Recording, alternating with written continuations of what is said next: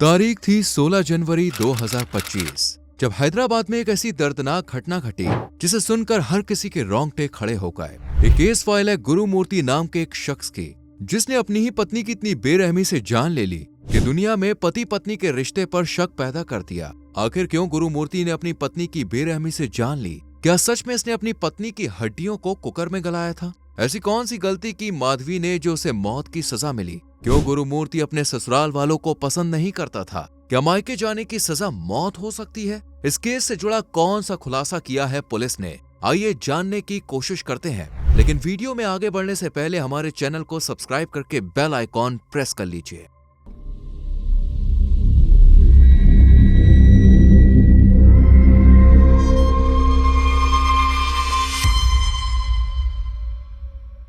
हैदराबाद के रंगारेड्डी जिले के मीरपेट इलाके में आने वाली वेंकटेश्वर कॉलोनी में 39 साल का एक आदमी अपनी पत्नी और 2 बच्चों के साथ रहा करता था, जो कि आज एक खतरनाक किलर के रूप में पहचाना जा रहा है और इसका नाम है गुरुमूर्ति।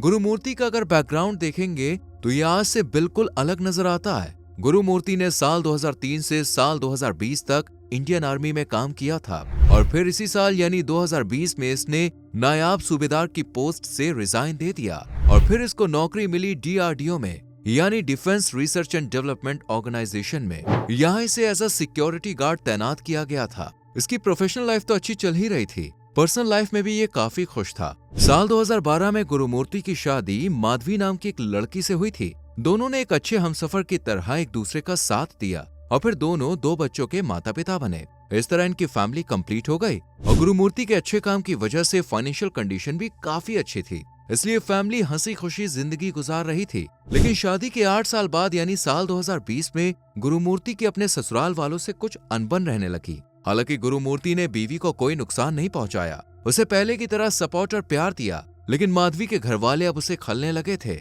इसलिए अब हालात ये हो गए थे कि ना गुरुमूर्ति अपने ससुराल जाता था और ना ही ससुराल वालों का अपने घर आना पसंद करता था। हालांकि इन दोनों की तनातनी के बीच माधवी पिस रही थी। ना तो वो गुरुमूर्ति को कुछ कह सकती थी और ना ही अपने घर वालों को। गुरुमूर्ति ने माधवी को भी मायके वालों से दूर रहने को कहा, लेकिन माधवी के लिए अपने परिवार को छोड़ना बिल्कुल भी आसान नहीं था और ये तंग हालात 5 सालों तक यानी 2020 से 2025 तक बने रहे। और फिर आया 16 जनवरी 2025 का दिन। इस दिन भोर सुबह ही गुरुमूर्ति की पत्नी यानी माधवी अचानक से कहीं गायब हो जाती है। लेकिन हैरानी की बात तो ये थी कि माधवी के गायब होने के बाद भी गुरुमूर्ति ना तो उसे ढूंढने की कोशिश करता है और ना ही पुलिस स्टेशन में मिसिंग रिपोर्ट लिखवाता है। बस हाथ पर हाथ रखे बैठा रहता है। घर में इस वक्त बच्चे भी नहीं थे, क्योंकि पोंगल के त्योहार की वजह से एक दिन पहले ही गुरुमूर्ति अपने दोनों बच्चों को अपनी बहन के घर छोड़कर आया था। 16 जनवरी का पूरा दिन गुजर जाता है, लेकिन माधवी का कहीं कोई अता पता नहीं चलता। माधवी की आदत थी कि वो हर रोज अपने मायके में फोन करके अपना दुख सुख बांटती थी, लेकिन जब 16 जनवरी को माधवी का फोन नहीं आया तो घर वाले परेशान हो जाते हैं। उनकी अपने दामाद यानी गुरुमूर्ति के साथ भी बोलचाल नहीं थी, इसलिए वो इससे भी माधवी के बारे में पूछ नहीं सकते थे। खैर 17 जनवरी का दिन भी आ जाता है, लेकिन अब भी माधवी का फोन नहीं आता, जिससे इनकी टेंशन और बढ़ जाती है। इसी बीच गुरुमूर्ति के चाचा से कांटेक्ट कर माधवी के हालचाल पूछते हैं और चाचा बोलते हैं कि गुरुमूर्ति और माधवी में लड़ाई हुई थी, इसलिए वो घर छोड़कर चली गई और दोनों बच्चों को भी यहीं छोड़ गई। ये सुनकर माधवी के घर वाले तुरंत हैदराबाद का टिकट कटवाते हैं और तुरंत ही हैदराबाद पुलिस स्टेशन पहुंचकर मिसिंग रिपोर्ट लिखवाते हैं। लेकिन पुलिस को ये केस थोड़ा अटपटा लगता है, क्योंकि 2 दिन बीत जाने के बाद भी माधवी का पति रिपोर्ट लिखवाने नहीं आया था। इसलिए सबसे पहले पुलिस गुरुमूर्ति से ही पूछताछ करने का फैसला करती है। गुरुमूर्ति अपने बयान में पुलिस को पूरी घटना के बारे में तफ्तीश से बताता है कि पोंगल फेस्टिवल के दौरान माधवी अपने मायके जाने की जिद कर रही थी और साथ ही बच्चों को भी साथ ले जाना चाहती थी, लेकिन गुरुमूर्ति ने ना तो माधवी को जाने की इजाजत दी और ना ही बच्चों को ले जाने की। इस बात को लेकर दोनों में लड़ाई झगड़ा भी हुआ, लेकिन गुरुमूर्ति नहीं माना, क्योंकि वो अपने ससुराल वालों से कोई रिश्ता नहीं रखना चाहता था। लेकिन माधवी अपने मायके जाने की जिद कर रही थी, जिसे गुरुमूर्ति ने नहीं माना और इसी बात पर माधवी घर छोड़कर चली गई। ये पूरा बयान पुलिस ने दर्ज कर लिया और माधवी की तलाश शुरू हो गई। लेकिन 18 जनवरी की शाम ही इस केस को एक नया एंगल मिला। दरअसल शाम के वक्त गुरुमूर्ति के चाचा ने पुलिस के सामने ये खुलासा किया कि माधवी कहीं गायब नहीं हुई है, बल्कि खुद गुरुमूर्ति ने उसे मौत की नींद सुला दिया है और ये सब गुरुमूर्ति ने चाचा को खुद बताया था। ये बयान सुनते ही पुलिस ने तुरंत ही गुरुमूर्ति को पकड़ा और जब उससे पूछा तो उसने भी यही बात कबूल की और बताया कि मैंने ही गुस्से में माधवी को मारा। और फिर यहाँ पर एक नया बयान सामने आया। हालांकि पुलिस के लिए ये गुरुमूर्ति का दूसरा बयान था। इससे पहले जो भी इसने कहानी गढ़ी वो मनगढ़ंत थी और अब इस बयान में गुरुमूर्ति ने बताया कि 16 जनवरी की सुबह मायके जाने की बात से गुस्सा होकर इसने माधवी का सर जोर से दीवार पर मार दिया और कई बार मारा ताकि बचने की कोई उम्मीद ना रहे। अब हर मुजरिम की तरह गुरुमूर्ति को भी डर सता रहा था कि कहीं पुलिस उसे पकड़ ना ले, इसलिए पहले उसने बाथरूम में लाश को छुपाया और फिर इसके कई टुकड़े किए और फिर उन टुकड़ों को और भी छोटा किया। सिर्फ इतना ही नहीं, इसने उन टुकड़ों को कुकर के अंदर डालकर बॉयल भी किया। इसके बाद जो हड्डियां बची थी उन्हें बर्नर पर जलाकर ग्राइंड कर दिया और फिर इन सभी चीजों को एक बैग में भरकर 1 किलोमीटर दूर पहुंचा। यहाँ पर एक तालाब था जिसमें अच्छी खासी मछलियां थी। गुरुमूर्ति ने माधवी के शरीर के टुकड़ों को इन्हीं मछलियों का निवाला बनाया और इस तरह सभी सबूत ठिकाने लगाने के बाद ये घर वापस आ गया। इस बयान को सुनने के बाद पुलिस को भी यकीन नहीं हो रहा था कि आखिर कोई पति कैसे अपनी पत्नी को इतनी बेरहमी से मार सकता है। अब पुलिस के सामने यह खुली किताब की तरह था, लेकिन परेशानी ये थी कि गुरुमूर्ति के कहे अनुसार पुलिस को अब सबूत भी जुटाने थे। इसलिए पुलिस ने सबसे पहले 18 जनवरी को गुरुमूर्ति के घर की तलाशी ली, लेकिन यहाँ पुलिस के हाथ कुछ भी नहीं लगा क्योंकि गुरुमूर्ति ने सब कुछ इतनी सफाई से किया था कि सबूत हाथ लगना लगभग नामुमकिन सा था। लेकिन पुलिस भी कहाँ हार मानने वाली थी। पुलिस भले ही घर से खाली हाथ चली गई, लेकिन तालाब को इन्होंने अच्छे से चेक करवाया, गोताखोरों को पानी में गहराई में उतारा, लेकिन यहाँ से भी ना तो माधवी का कोई बॉडी पार्ट मिला और ना ही उससे जुड़ी कोई जानकारी। ऐसे ही 10 दिन तक ये तलाश जारी रही। दिन रात पुलिस ने सबूत जुटाने की कोशिश की। इधर जब ये केस सोशल मीडिया प्लेटफॉर्म पर आया तो आग की तरह तेजी से फैलने लगा और पुलिस पर भी दबाव बनना शुरू हो गया। लेकिन 10 दिन बाद पुलिस के हाथ कुछ ऐसी कड़ी लगी जिससे केस सुलझता चला गया। हालांकि इस वक्त तक भी गुरुमूर्ति डिटेंशन में था, लेकिन इस सबूत के मिलने के बाद पुलिस ने गुरुमूर्ति को ऑफिशियली अरेस्ट कर लिया।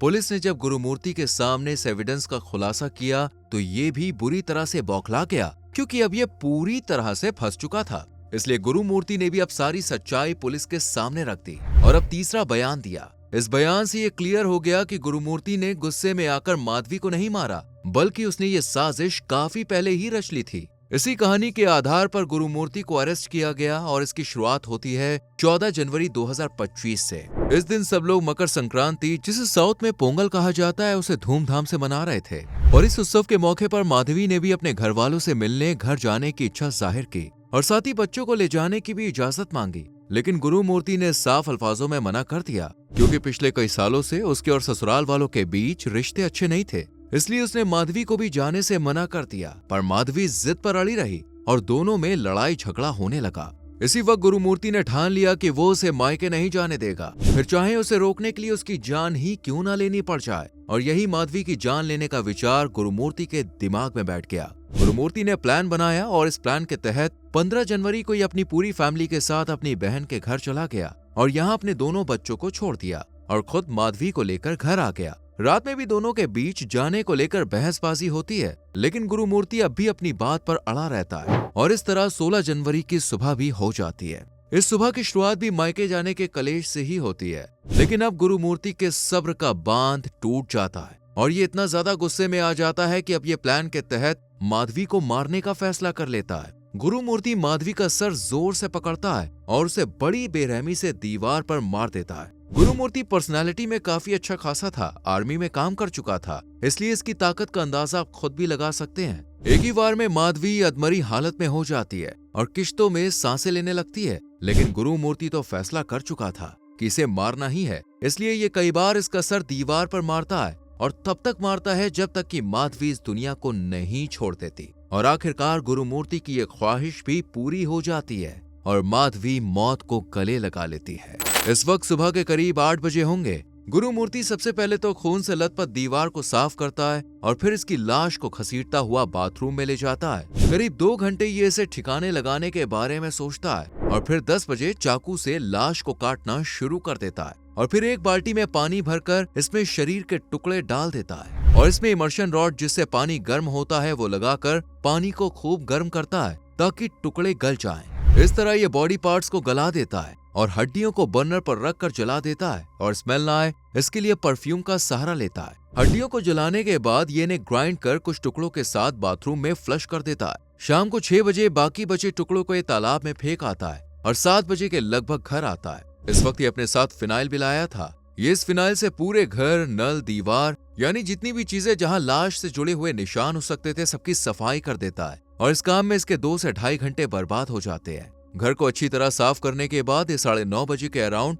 बहन के घर जाकर अपने दोनों बच्चों को वापस ले आता है और बच्चों के पूछने पर इन्हें बताता है कि तुम्हारी माँ पोंगल का त्योहार मनाने के लिए अपनी दोस्त के घर गई है। बेचारे मासूम बच्चे भी अपने दरिंदे बाप की झूठी बातों पर यकीन करके सो जाते हैं। 17 और 18 तारीख यूं ही निकल जाती है। गुरुमूर्ति अपने बच्चों का ध्यान रखता है और बच्चे भी इस उम्मीद में होते हैं कि माँ जल्दी ही घर आ जाएंगी। गुरुमूर्ति को माधवी के मरने का जरा भी पछतावा नहीं था, बल्कि ये तो अच्छी तरह अपनी जिंदगी गुजारता है। लेकिन 16 से 18 जनवरी तक जब माधवी का फोन उसके मायके में नहीं पहुंचता तो वहां टेंशन बढ़ जाती है और फिर माधवी के माँ बाप हैदराबाद आकर मिसिंग रिपोर्ट दर्ज करवाते हैं। गुरुमूर्ति के चाचा भी माधवी के लिए थोड़े फिक्रमंद होते हैं, लेकिन इसी बीच 18 जनवरी को गुरुमूर्ति अपने चाचा से कहता है कि मैंने माधवी को मार दिया है। पहले तो उन्हें ये मजाक लगता है, लेकिन फिर गुरुमूर्ति इन्हें कहता है कि सच में मैंने माधवी को मारा है और पुलिस को उसकी लाश भी नहीं मिलेगी। गुरुमूर्ति की ये बात और उसके तेवर चाचा के दिमाग में शक का बीज बो देते हैं और इन्हें ये समझते देर नहीं लगती कि गुरुमूर्ति ही माधवी का कातिल है। 18 जनवरी की शाम ही चाचा पुलिस स्टेशन पहुंचते हैं और जो भी गुरुमूर्ति ने सच उगला था उसे पुलिस को बता देते हैं, क्योंकि चाचा भी जानते थे कि गुरुमूर्ति अगर पकड़ा गया तो उनका नाम भी जरूर सामने आएगा और अगर उन्होंने पुलिस की हेल्प की तो बचने के चांसेस हैं। इसलिए ये गुरुमूर्ति का भरोसा तोड़कर पुलिस को सब कुछ बता देते हैं। पुलिस जब गुरुमूर्ति को चाचा की बताई हुई बात बताती है तो यहाँ गुरुमूर्ति को पता चल जाता है कि हाँ, अब बचने के चांसेस नहीं है। इसलिए ये पुलिस को सारा सच बता देता है और यहीं पर कुकर और ग्राइंड यानी सब बातों का खुलासा होता है। अब ये केस शीशे की तरह एकदम साफ था, लेकिन अगर कुछ मिसिंग था तो वो था एविडेंस, जिसे जुटाने के लिए अब पुलिस कोशिश में लग जाती है, क्योंकि सिर्फ बयान के आधार पर किसी मुजरिम को सजा नहीं दी जा सकती। सबूतों का होना बहुत जरूरी है, इसलिए पुलिस सबूत ढूंढने की कोशिश करती है। जब तालाब या कहीं छोटी नदी में गोताखोरों को उतारा जाता है तो उन्हें हर छोटी छोटी चीज बाहर निकालने का ऑर्डर दिया जाता है, क्योंकि लाश ढूंढना फिर भी पॉसिबल था,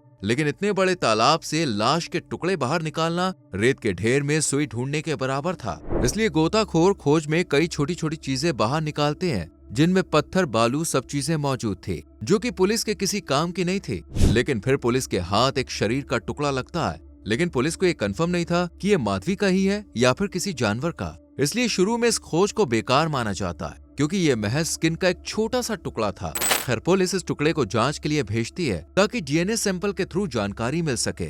इसके लिए पुलिस माधवी के पेरेंट्स का भी डीएनए सैंपल लेती है और फिर 28 जनवरी को फॉरेंसिक एक्सपर्ट पुलिस को फोन करके बताते हैं कि जो टुकड़ा तालाब से मिला है उसका डीएनए माधवी के पेरेंट्स के डीएनए के साथ मैच हो रहा है। यानी इसका मतलब ये था कि जो तालाब से टुकड़ा मिला वो माधवी के ही शरीर का था। इसके लिए फॉरेंसिक एक्सपर्ट्स फॉरेंसिक रिपोर्ट और डीएनए रिपोर्ट भी देते हैं, जिसे दुनिया की किसी भी अदालत में चैलेंज नहीं किया जा सकता। इसलिए ये गुरुमूर्ति के खिलाफ बड़ा सबूत था। यही सबूत लेकर पुलिस कमिश्नर गुरुमूर्ति के पास जाते हैं, जो इस वक्त तक डिटेंशन में था, और इन सबूतों के आधार पर उसे ऑफिशियली अरेस्ट कर लिया जाता है। यही खुलासा होता है कि केस में जो कुकर का रोल आया था वो ऐसा कुछ था ही नहीं, बल्कि गुरुमूर्ति ने कुकर की बात घुमा फिरा के बताई थी और इसने कुकर की जगह इमर्शन रॉड की मदद ली थी और इसी के जरिए पानी में टुकड़ों को डालकर गलाया था। पुलिस ने जब गुरुमूर्ति का बयान लिया तो उन्होंने एक बात नोटिस की, और वो ये थी कि गुरुमूर्ति ने बयान के दौरान ना तो कोई दुख जाहिर किया और ना ही अपनी गलती पर कोई पछतावा महसूस किया। यानी वो पूरी घटना ऐसे बता रहा था जैसे मानो कोई कहानी सुना रहा हो। पुलिस ने गुरुमूर्ति के टेस्ट वगैरह करवाए ताकि पता चले कि कहीं गुरुमूर्ति मानसिक रूप से बीमार तो नहीं है, जिसके चलते इतनी बड़ी वारदात को इसने अंजाम दिया हो। और जब रिपोर्ट सामने आई तो पुलिस भी हैरान रह गई, क्योंकि गुरुमूर्ति शारीरिक और मानसिक दोनों ही रूप से एकदम स्वस्थ था। यानी जो भी इसने किया वो सोच समझ के प्लान बना कर किया, और अभी ये हिरासत में ही है और पुलिस इसे सजा दिलाने की हर मुमकिन कोशिश में जुटी हुई है। तो दोस्तों, ये थी आज की हैरान, परेशान और सोचने पर मजबूर कर देने वाली केस फाइल कि क्या पति का ये रूप भी हो सकता है। आपका इस केस फाइल पर क्या कहना है, अपनी राय कमेंट सेक्शन में जरूर बताएं। वीडियो को लाइक और शेयर करके चैनल को सब्सक्राइब करें और बेल आइकॉन प्रेस करें, जिससे आपसे आने वाली वीडियोस मिस ना हो। मिलते हैं अगली वीडियो में। Till then, bye bye, take care.